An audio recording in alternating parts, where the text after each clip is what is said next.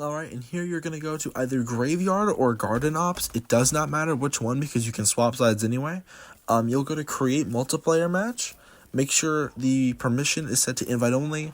The map, any map, does not matter. And then make sure the difficulty is set to easy mode. And then, once you're in here, I'll explain what to do in just a second.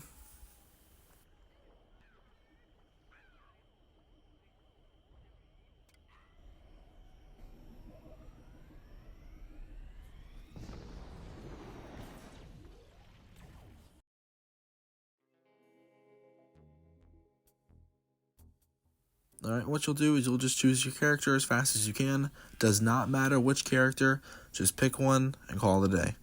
When you get the chance, as soon as you can, instantly return to the backyard battleground.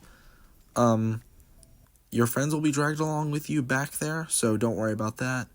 After you do that, it will be saved into easy mode. So you'll jump like quickly into infinity time, sorry. And you can swap sides like I'm about to do, because my friends wanted to do plant infinity time. So you can swap over to the plant side, doesn't matter which one. And then just head over to infinity time and then start it up, and we'll see if it works.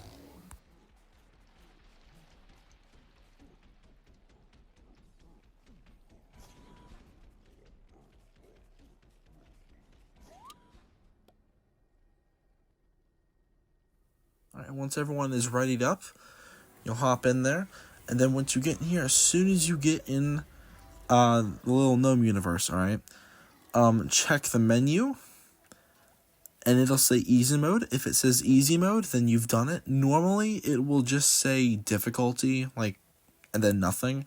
If it says difficulty easy mode, then congratulations, you have done the glitch, and gnomes will now have less health, and they'll do significantly less damage, as will the singularities. Everything becomes a lot easier, and so you can grind this game mode for a lot longer now, and it just becomes a whole lot more fun.